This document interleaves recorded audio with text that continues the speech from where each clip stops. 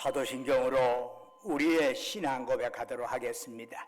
나는 전능하신 아버지 하나님 천지의 창조주를 믿습니다.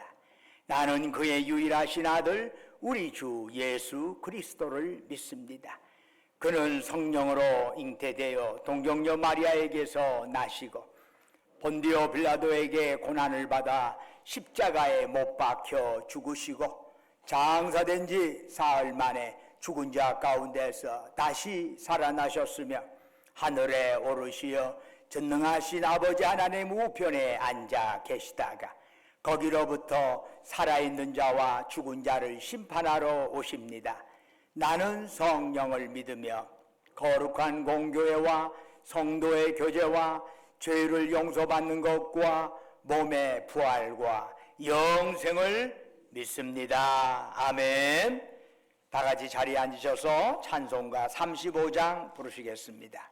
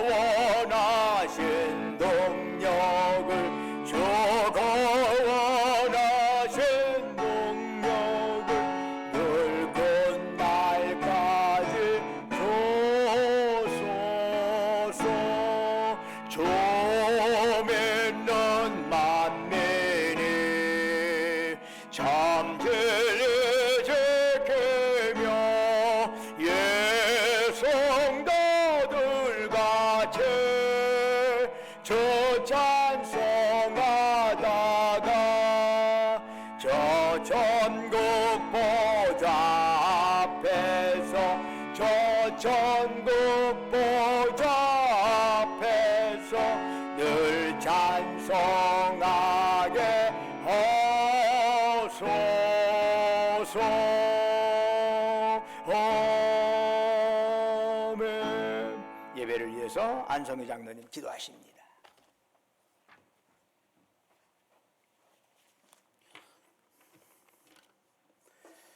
다 같이 기도하시겠습니다. 거룩하신 하나님 아버지, 귀하고 복된 주일 허락하여 주시고 하나님의 전으로 나올 수 있도록 은혜 베풀어 주신 주님께 감사드립니다. 아울러 춥디 추운 날씨는 온데간데 없고 이름 모를 작은 꽃부터 봄을 알리는 기운이 온 세상에 태동하게 하신 주님의 은혜에 감사드립니다. 사순절 기간 동안 예수님께서 이루려고 하셨던 하나님의 나라가 무엇인지, 그 십자가의 길이 무엇인지, 우리가 짊어져야 하는 그 십자가가 무엇인지 생각하고 또 생각하며 살았건만 그 말씀과는 반대로 우리의 삶은 때로 주님의 말씀과 역행하고 내 뜻대로, 내 의지대로, 내 가족의 안위에만 힘쓰고 살았음을 이 시간 고백합니다. 주님, 이 시간 십자가의 보혈로 죄된 우리의 삶을 고백하고 눈처럼 깨끗하여지길 소망합니다. 사랑의 주님, 이 시간 신광교회 성도들을 위해 기도합니다. 신앙생활은 나 혼자 하는 것이 아니라 우리가 함께 하나님의 나라를 만들어가는 줄로 아오니 서로가 서로를 사랑하고 감싸주고 품에 안고 기도할 수 있는 믿음의 공동체로 만들어가는 우리 모두가 되게 하여 주시옵소서. 하나님 아버지, 교회의 노령화로 현저히 줄어든 성도님들로 인해 교회 사역에 있어 어려움이 많이 있습니다. 교회 사역을 하는 동안 때로는 지치고 어려움이 있더라도 주님 한 분만 바라보며 이 어려움을 잘 헤쳐나갈 수 있도록 지혜를 더하여 주시옵소서. 우리의 믿음이 더 굳건해지고 우리의 헌신과 수고를 통해 하나님의 나라가 확장되는 은혜가 있게 하여 주시옵소서. 사랑의 주님, 4월 창립 기념일에 맞춰서 전교인을 사랑의 띠로 묶을 전교인 단합대회를 개최 준비 중입니다. 이 큰 행사를 위해 수고하고 준비하는 성도님들을 기억하여 주시고 이 행사를 통해 성도와 성도 간에 막혔던 담이 무너지고 신앙 안에서 하나 되는 교제의 시간이 되기를 간절히 소망합니다. 오늘도 이 예배를 위해 귀한 말씀 전하는 이순태 담임 목사님의 말씀에 능력을 더하여 주시고 듣는 저희에게 한 주간의 아픔이 치유되고 또 한 주간을 살아가는 큰 힘이 되게 하여 주시옵소서. 또한 오늘 예배를 위해 음향으로 봉사하는 손길들 일일이 기억하여 주시고 이 모든 말씀을 사랑이 많으신 예수님의 이름으로 간절히 기도드립니다. 아멘.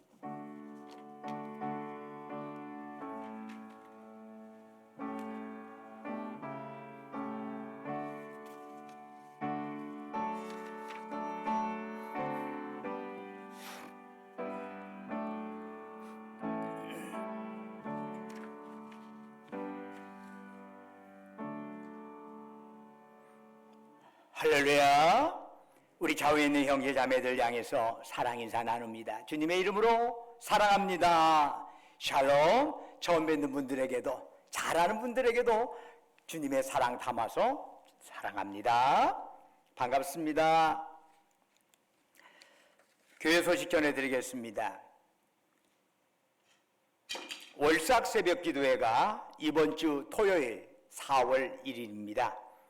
오전 5시에 바로 이 자리에서 4월 한 달 또 주님 앞에 온전히 잘 드리고 우리 인도해 주시라고 주님 앞에 월삭 새벽 기도회로 이번 주 토요일 드리도록 하겠습니다. 지금은 사순절 기간입니다.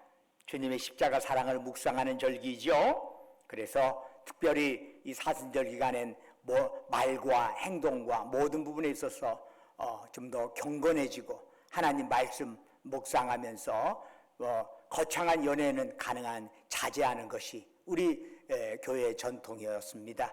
그래서 이 사순절 예수님의 십자가, 고난의 십자가 묵상하는데 그 옆에다 놓고 한쪽에서 큰 연회를 베푸는 것은 적절하지 않겠죠? 아무래도 가능한 한 그런 것은 자제하면서 그러한 사순절을 경건하게 보낼 수 있기를 바랍니다. 전교인 단합대회가 4월 중에 지금 준비되고 있습니다. 그래서 4월 중에 이제 우리 교회 설립주일이 있어서 그와 맞물려서 오랫동안 코로나 때문에 3년여간 동안 이런 전체적인 모임을 전혀 갖지를 못했어요. 그래서 이제 점차적으로 다시 한번 기지개를 켜는데, 물론 교회가 코로나 이전의 교회로 가기는 어려울 겁니다. 분명히 교회는 이 코로나라고 하는 큰 산을 거쳐가면서 새롭게 변화될 수밖에 없습니다. 예전에는 경험하지 못했던, 그리고 미미하게 경험했던 온라인 예배 형태가 코로나 때 갑자기 쳐들어오면서 우리한테는 굉장히 당혹스러웠습니다. 교육자들도 당혹스럽고 교인들도 이게 조그마한 모니터 놓고 예배를 드린다는 것이 영 양이 안 차고 그랬죠. 모임 형태도 어떤 인터넷을 통해서 모이기도 하고 이런 것들이 새로운 시도기는 하지만 아직 우리들 마음속에 와닿지는 않아요. 그러나 그렇다고 해서 코로나 이전으로 돌아가기는 어려우리라고 생각을 합니다. 그래서 요즘에는 교회를 하이브리드 처치 해가지고 하이브리드라고 하는 것이 가솔린하고 전기를 같이 쓰는 자동차를 말하잖아요. 그래서 교회도 온라인과 오프라인을 함께 더불어 쓸 수밖에 없는 시대가 되었다 해서 하이브리드 처치라는 표현을 써요. 앞으로 이제 이 부분에 대해서 교회도 적극적으로 어떻게 예배뿐만 아니라 성경 공부나 이런 부분을 잘 접목을 할 것인지가 지혜가 모아져야 할 상황이 되었습니다. 이런 상황에서 그래도 1차적으로 가장 빼놓을 수 없는 것은 교인들이 하나 단합하고 이 공동체가 깨지지 않는 것은 무엇보다도 중요한 일이겠지요. 신앙은 홀로서기가 아니기 때문입니다. 신앙은 함께 더불어 손잡고 걸어가는 것이죠. 어떤 형태든 온라인이든 오프라인이든 그것은 바꿔질 수 없습니다. 그런 부분에 있어서 우리도 이런 부분에 대한 어떻게 모색할 것인가, 먼저 함께 모여서 함께 서로에게 어우러지면서 그 다음에 과제를 헤쳐나갈 수 있지 않겠냐 생각합니다. 특별히 이 교회 전교인 단합대회를 위한 준비 모임이 오늘 오후 12시 30분에 있습니다. 제2예배실에서 모일 터인데 거기에 참여하실 분들은 시무장로, 여우사 청년의 임원, 남신도의 임원, 총여신도의 임원, 구역장 인도자, 교육자들이 참석해서 거기에서 어떻게 우리가 이것을 풀어갈까 하는 걸 함께 기도하며 고민하도록 하겠습니다. 꼭 해당 되신 분들은 오늘 12시 30분에 참여해 주십사 하는 말씀 드립니다. 그리고 지난주에 이어서 다시 한번 말씀드린 건 전북연합회 저신도의 제일주교 야위회가 5월 2일 날 화요일에 있습니다. 참여하시고 싶으신 분들은 김선예 집사님에게 4월 9일까지 신청하시면 되겠습니다. 전북노회 선교부 실행위원회 모임이 이번 주 화요일 오전 11시에 우리 전주중앙 우리 교회 선교센터의 로뎀나무실에서 모임이 있습니다. 실행위원회들 모임이 있으니 함께 기도해 주시면 감사하겠습니다. 나머지는 주보를 참조해 주시고 찬송가 428장 부르시면서 하나님께 예물 드리겠습니다.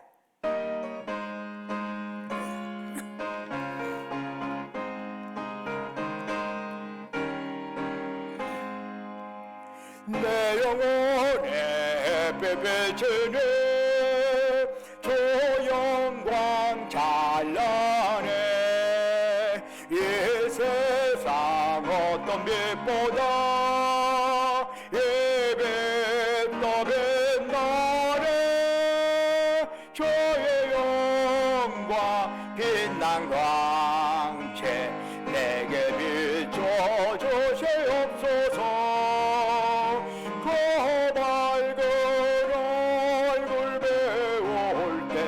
나의 영혼 빛보다 내 영혼의 노래의 소리 주 영광 갑니다. 주 귀를 기울이시사 다 듣고 계시네. 주의 영광 빛난 광채 내게 비춰 주시옵소서. 그 밝은 얼굴 배울 때 나의 영혼 기쁘다.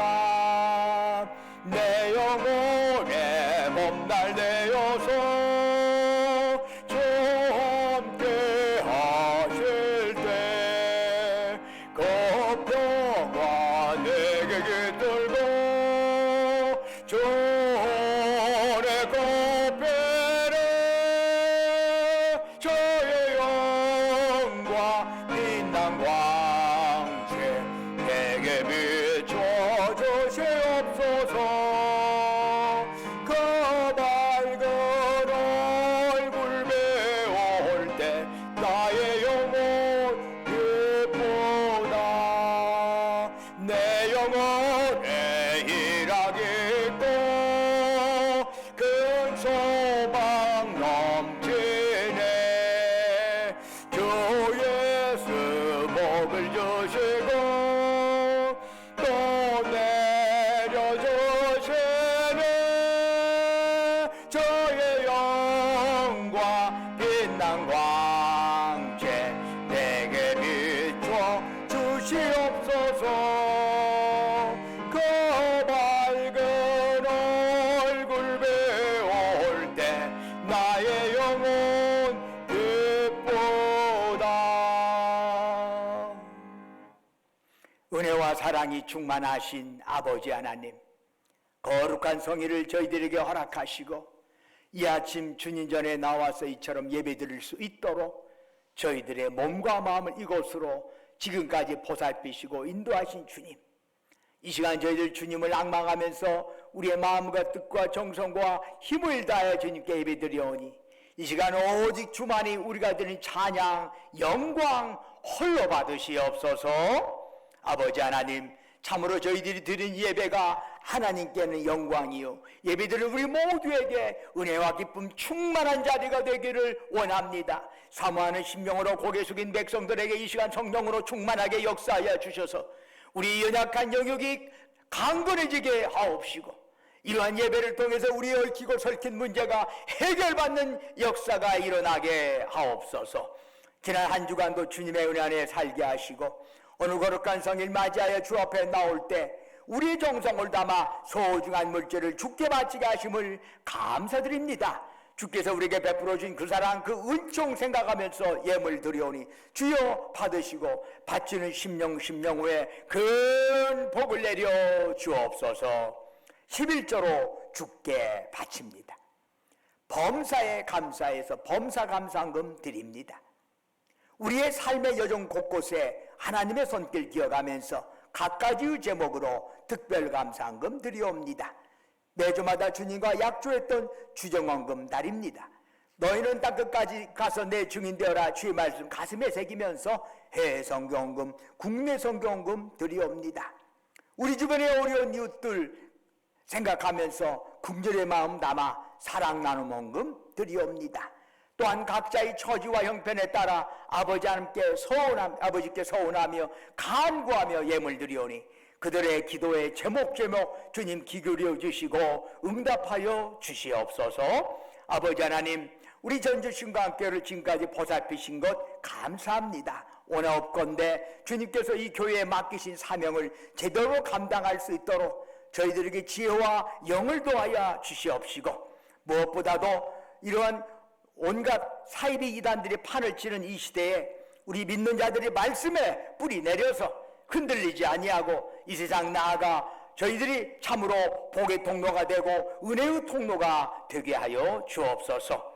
아버지 하나님, 그밖에 꽃으로 목소리로 몸으로 여러 형태로 이름도 없이 빛도 없이 헌신하고 헌물하는 그들을 기억하여 주옵시고 그들의 섬김 받으시고 하늘상급으로 가득 채우시옵소서. 원컨대 예물 쓰이는 곳곳마다 오직 복음의 역사만 나타나게 하시고 주님 영광만 크게 드러나게 하옵소서. 특별히 우리가 이 땅에 살아가는 동안에 주님이 주신 물질, 생명, 건강, 은사 가지고 주께서 우리 영혼 다시 오라 부르시는 그날까지 이 땅에 있는 동안에 하나님께 죽도록 충성하고 이웃을 섬기며 나누며 살아가게 하옵소서.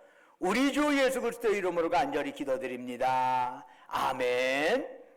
오늘 우리에게 주시는 하나님의 말씀은 마가복음 10장 17절에서 27절까지의 말씀이 되겠습니다. 신약성경 71쪽입니다. 마가복음 10장 17절부터 27절까지 저와 여러분이 한 절씩 교독하도록 하겠습니다. 예수께서 길에 나가실새 한 사람이 달려와서 꿇어 앉아 묻자오되 선한 선생님이여, 내가 무엇을 하여야 영생을 얻으리까? 예수께서 이르시되 네가 어찌하여 나를 선하다 일컫느냐? 하나님 한 분 외에는 선한 이가 없느니라. 네가 계명을 안 하니 살인하지 말라, 간음하지 말라, 도둑질하지 말라, 거짓 증언하지 말라, 속여 빼앗지 말라, 내 부모를 공경하라 하였느니라. 그가 여짜오되 선생님이여, 이것은 내가 어려서부터 다 지켰나이다.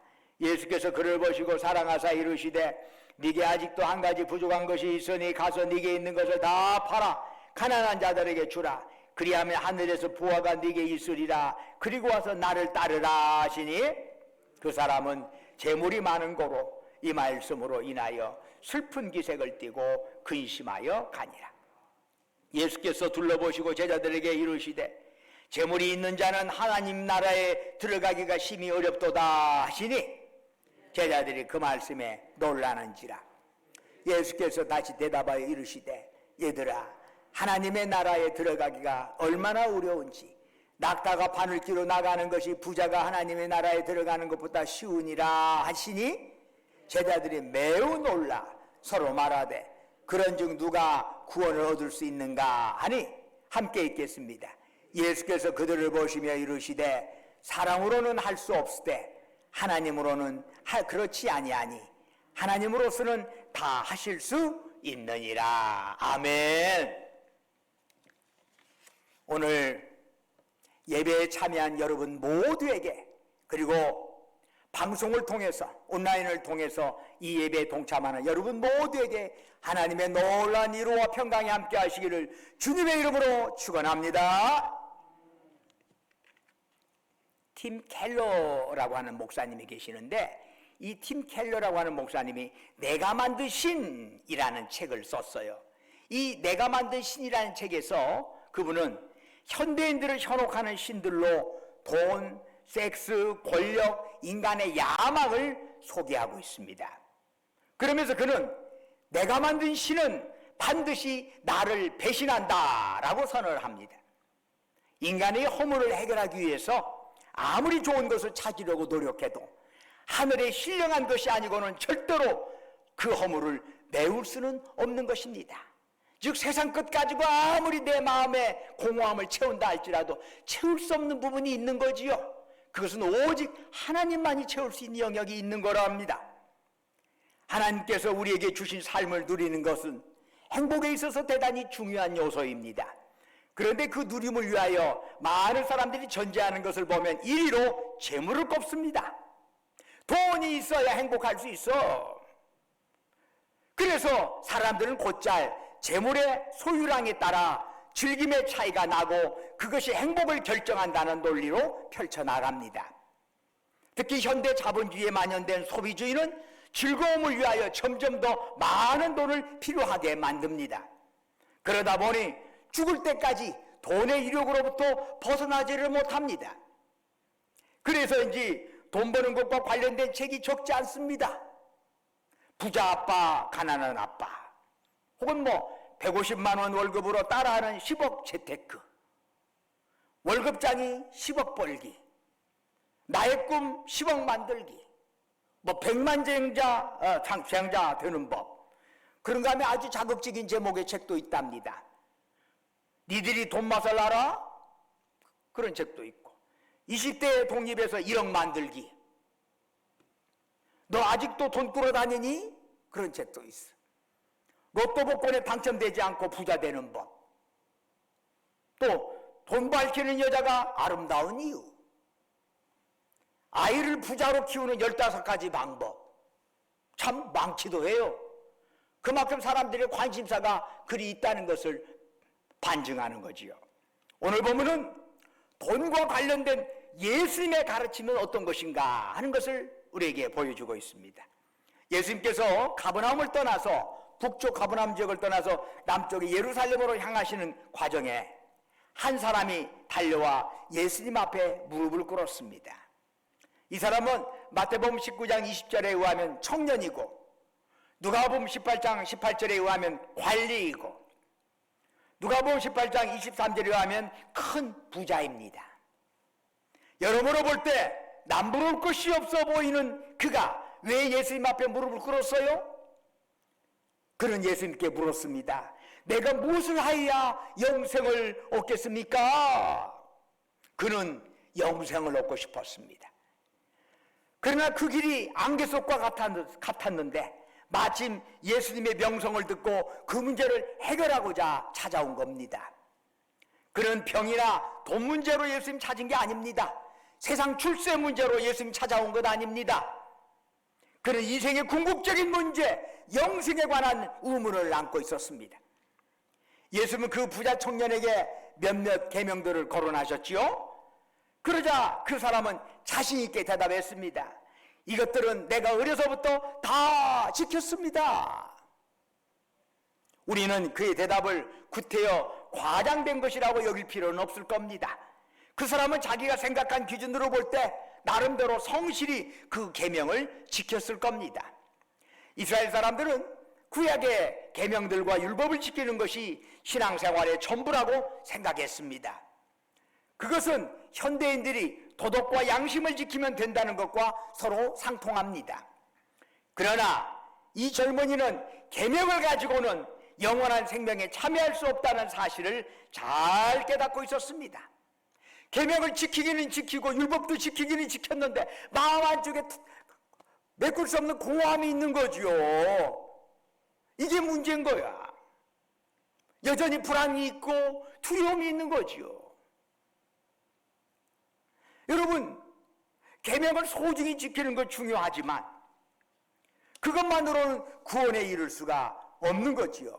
그런 점에서 이것을 깨달은 이 젊은이는 전통과 예식에 만족하고 있던 당대의 종교 지도자들보다 훨씬 앞서 있다고 말할 수 있습니다. 이것은 현대인들에게도 마찬가지입니다. 도덕과 양심이 소중하지만 그것이 구원을 약속해 주지는 못합니다. 만일 도덕과 양심으로 모든 문제가 해결된다면 우리는 신앙의 필요성을 느끼지 않았을 겁니다. 그러나 이 젊은이는 자신이 지금 누리고 있는 것이 전부가 아니라는 사실을 잘 알고 있었습니다.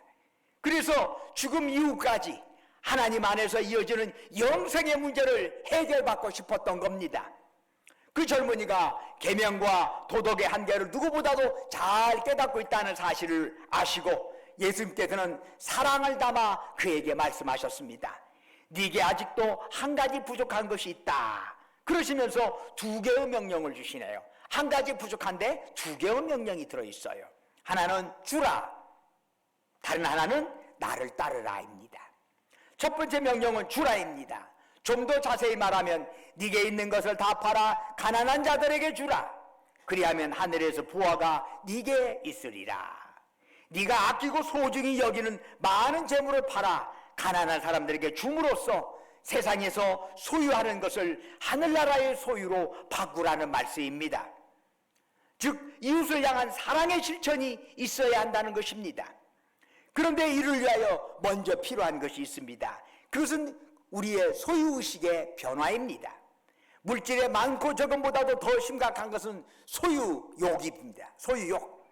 적은 재산을 가지고 있더라도 부자보다 더 많은 소유욕을 지닌 자들도 있답니다. 주님을 찾아온 이 젊은이는 아직 그 단계를 벗어나지 못했습니다. 그런데 소유욕은 재물에 그치지 않지요? 명예, 지위, 권력, 업적 등 모두가 소유욕의 대상이 될 수 있습니다. 예수님께서 우리가 영생으로 나아가려면 적어도 이런 소유욕에서 떠나야 한다는 사실을 가르쳐 주신 것입니다. 그러면 우리가 지니고 있는 소유물에 대해서 우리는 어떤 태도를 지녀야 할까요? 예수님은 그것들이 이웃과 사회를 위하여 사용되어야 한다고 말씀하시는 겁니다. 그것은 사랑의 희생을 의미합니다. 희생 없이 사랑 없습니다. 내놓는 것도 없이 사랑한다, 다 헛소리입니다. 적어도 참다운 신앙인은 자기에게 있는 소유를 필요로 하는 사람들에게 나눠줄 수 있어야 합니다. 그러면 그 대가로 영생이 주어진다는 말씀입니까? 그건 아니죠. 물질이 있든 없든 구제를 하든 하지 않든 그 자체가 구원의 조건이 될 수 있는 것은 아니랍니다. 오늘 본문에서 예수님께서 염두에 두신 것은 마지막까지 우리 인생을 붙들어매는 재물 우상을 떨쳐버리라는 거지요. 내게 있는 소유를 가난한 자들에게 베푸는 것은 영생의 조건이라기보다는 영생으로 나아가기 위하여 우리를 얽어매는 것들을 풀어내는 작업이라 할 수 있습니다. 그러면 얽어맨 것을 풀어버린 후에 그 다음 작업은 무엇이요? 바로 두 번째 명령이랍니다. 나를 따르라. 우리가 예수님을 따른다는 것은 무슨 뜻일까요? 예수님의 사명에 동참하는 것을 의미합니다. 참다운 신앙의 결실은 바로 예수님의 사명에 동참함으로써만이 맺을 수 있습니다. 우리가 하나님의 뜻을 깨닫게 되면 무엇인가 내 생명보다도 더 고귀한 것이 있고 우리가 그것을 위하여 살아야 한다는 사명의식을 갖게 됩니다. 신앙은 사명이지요. 하나님 나라의 청지기가 되는 거지요. 예수님께서는 이 사명을 가슴에 항상 심장에 담고 계셔서 예루살렘으로 향하시면서 실천하셨습니다. 우리가 하나님 나라의 청지기임을 자각하면서 그 사명감으로 주님을 따르는 자, 바로 그런 자에게 영생이 주어지는 겁니다. 가난한 자들에게 주라, 그리고 나를 따르라. 이 주님의 초청에 그 청년은 어떻게 반응을 했습니까? 안타깝게도 슬픈 기색을 띠고 근심하며 돌아갔다고 성경은 기록하고 있습니다. 그 이유는 그에게 재물이 많았기 때문이라고 마가복음 10장 22절은 지적하고 있습니다. 그런데 더 정확히 표현하면 그가 영생을 원하였지만 그보다는 재물에 더 비중을 두었기 때문입니다. 어떻게 해서 그에게 많은 재물이 있게 되었는지는 모릅니다. 사업을 해서 모인 것일 수도 있고 상속으로 얻은 것일 수도 있습니다. 어떻든 분명한 것은 그에게는 재물에 대한 집착이 주님을 따르는 것보다 더 컸다는 사실입니다. 이런 자는 마가복음 4장 18절에 나오는 가시떨기와 같은 자입니다.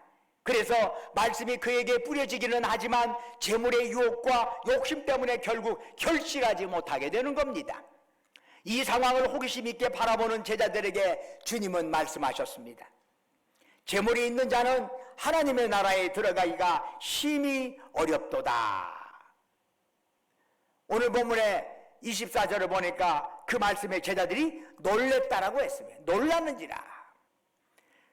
그러자 예수님께서 말을 덧붙이셨네요. 덧붙이십니다. 얼마나 어렵냐 하면은 낙타가 바늘기로 나가는 것이 부자가 하나님의 나라에 들어가는 것보다 쉬우니라. 그러자 25절을 보니까 이번에 제자들이 매우 놀랐습니다. 26절 제자들이 매우 놀랐어. 흔히들 부자는 하나님의 복을 받아서 재물이 많아진 것이라고 생각을 했습니다. 그런데 부자가 하나님의 나라에 들어가는 것이 낙타가 바늘구멍 통과하는 것보다 더 어렵다고? 아니 그러면 누가 구원받을 수 있어요? 그렇다면 부자는 모두 구원받을 수 없다는 뜻인가요? 낙타가 바늘구멍으로 어떻게 들어가? 못 들어가잖아요. 대부분의 사람들이 부자가 되고 싶어 하는데 그러면 모두 천국에 갈 수 없다는 말입니까? 여러분, 그렇다면 이건 보통 문제가 아닙니다. 이런 의구심을 가지고 있는 제자들을 향해서 주님께서는 말씀하셨습니다. 사람으로는 할 수 없으되 하나님으로는 그렇지 아니하니 하나님으로서는 다 하실 수 있느니라. 즉 구원의 문제는 사람의 차원이 아니라 하나님의 차원에서 이루어질 수 있다는 것입니다. 부자든 가난한 자든 구원의 문제는 사람의 소관이 아닙니다. 오직 하나님의 손에 달려 있습니다. 다시 말하면 구원, 영생은 인간의 선행이나 도덕이 아니라 오직 하나님의 은혜로서만이 가능한 것입니다. 다만 부자는 자신이 지니고 있는 것이 많은 만큼 그것을 내려놓는 것이 더욱 어렵다는 것을 주님은 지적하고 계시는 겁니다. 기독교에서 부에 대한 가르침은 크게 두 가지로 나눌 수 있습니다. 하나는 깨끗한 부자론이요, 다른 하나는 청빙론입니다. 깨끗한 부자론을 주장하는 자들은 하나님의 말씀대로 살면 누구나 부자가 될 수 있고 그런 물질적인 부를 누리는 것이야말로 복이라는 주장입니다. 그런데 이런 주장에 따르면 그렇다면 가난한 성도들, 직업을 갖지 못한 성도들은 하나님의 은혜와 무관한 사람들로 간주될 수가 있어요. 그런 점에서 그거에 대한 답변을 내려야 하는데 여기에 대한 답변이 애매모호하지요. 이런 우려로 인해서 다른 사람들은 청빙론을 주장합니다. 물질의 유혹에 빠지지 않으려면 가난하게 살아야 한다는 것입니다. 그러나 성경은 의도적인 청빈을 장려하지 않습니다. 가난을 미덕이라고 말하지도 않습니다. 오히려 구약 성경에서는 물질 축복을 언급하는 내용이 곳곳에 나옵니다. 시편 112편을 보면은 여호와를 경외하는 자는 부와 재물을 얻게 된다고 되어 있습니다. 욥은 마지막에 갑절이나 되는 물질의 복을 하나님으로부터 받았습니다. 또한 솔로몬도 그 지혜를 구했던 그것 때문에 하나님을 기분 좋게 하셔서 큰 부와 재물을 더 보너스로 받은 것 아니겠습니까? 중요한 것은 돈을 목적으로 삼지 않고 그것에 집착하지 않는 것입니다. 오직 하나님 바로 섬기는 것을 삶의 목적으로 삼는 자들, 돈은 하나님 나라를 위하여 쓰여져야 한다면서 사는 자들이 되는 것, 바로 이것이 우리가 나아가야 할 방향입니다. 요즘이야 멋진 재벌, 멋진 부자 이야기가 별로 들리지는 않습니다. 우리나라 재벌들이 그렇게 존경받는 재벌이 별로 없어요. 부러움의 대상이 될 수는 있겠지만은 많은 사람들로부터 진정 존경의 대상이 되는 부자가 최근에 우리나라에 있나 별 기억이 나지 않습니다. 그런데 과거 우리나라 역사에는 그런 부자들이 종종 있었답니다. 경주 최부잣집 300년 부의 비밀이라는 책을 보면은 경주 지방에서 가문을 일으킨 최치원의 17대 손인 최진립 씨의 후손이 300여 년 동안 부를 유지할 수 있었던 비결에 대해서 이야기하고 있습니다. 흔히 부자가 3대 넘기기 힘들다라는 말이 있는데 3대가 아니라 300여 년 동안 10대에 걸쳐서 부를 유지했던 것입니다. 그 가문에는 독특한 가훈이 있었는데 그 내용은 이런 것입니다. 첫째, 과거를 보되 진사 이상은 하지 마라. 권세와 부를 동시에 가질 생각 말라는 겁니다. 높은 지위에 오르다 보면 정적이 생기게 되고 그로 인하여 가문이 멸망할 수도 있기 때문에 양반주의를 인정하는 데 필요한 최소의 조건만 갖춰라 하는 얘기입니다. 둘째, 재산은 만석 이상은 지니지 마라. 지나치게 부자가 되지 말고 만석이 넘는 재산은 모두 사회에 환원하라 하는 것입니다. 셋째, 지나가는 과객을 후히 대접하라. 최부잣집에서 1년에 소비하는 쌀의 양은 대략 3,000석 정도가 되었다고 합니다. 그중 1,000석은 식구들 양식이고 1,000석은 과객들 식사 대접에 사용했다고 합니다. 넷째, 흉년기에는 땅을 사지 마라. 흉년이 되면 농사를 짓는 사람들이 먹고 살기가 힘들어 자기 논밭을 다 내놓게 되어 있습니다. 이때 헐값으로 땅 사들이지 말라는 얘기입니다. 즉 다른 사람들의 아픔을 빌미로 돈 벌려고 하지 말아라 하는 얘기입니다. 다섯째, 며느리들은 시집 온 후에 3년 동안 무명옷을 입어라 하는 말씀이에요. 부잣집이 시집 왔다고 사치할 생각 아예 하지 말고 근검전략을 하는 얘기입니다. 여섯째, 사방백리에 굶어 죽는 사람 없게 하라. 주변 사람들이 굶어 죽는데 나 혼자 만석군으로 잘 먹고 잘 사는 건 부자의 도리가 아니라는 얘기입니다. 이를 위하여 1년 동안 사용하는 쌀 3,000석 가운데 나머지 1,000석을 주변 사람들 먹이는 데 사용했다고 합니다. 참 멋진 부자지요.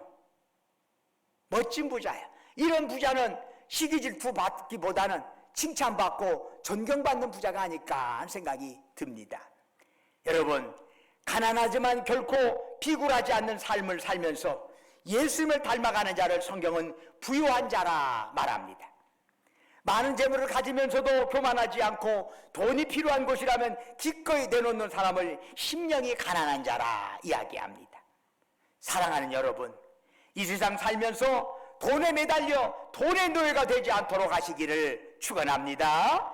돈이 많아야 행복할 것이라고 하는 우상 버리고 하나님께서 주신 것에 만족할 줄 알면서 살 수 있기를 바랍니다.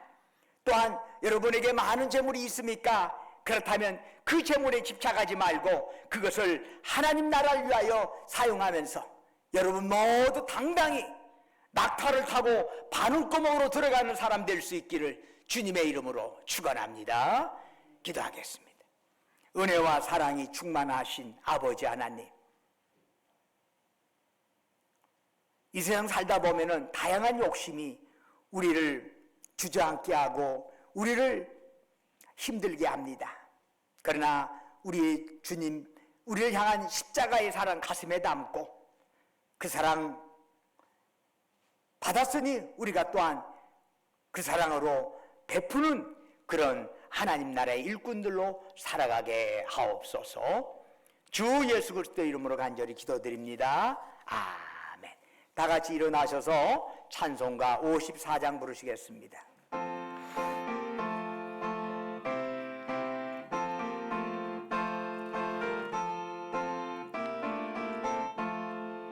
주여 복을 구하오니 별을 가게 하시고 사람마다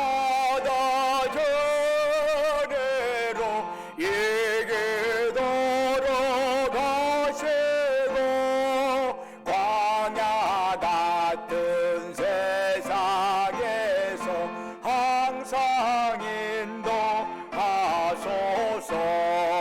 주의 복된 말씀 듣고 무한 감사합니다. 구원받은 주의 성도 열매 맺게 하시며 하나님이 우리 함께 항상 계시옵소서.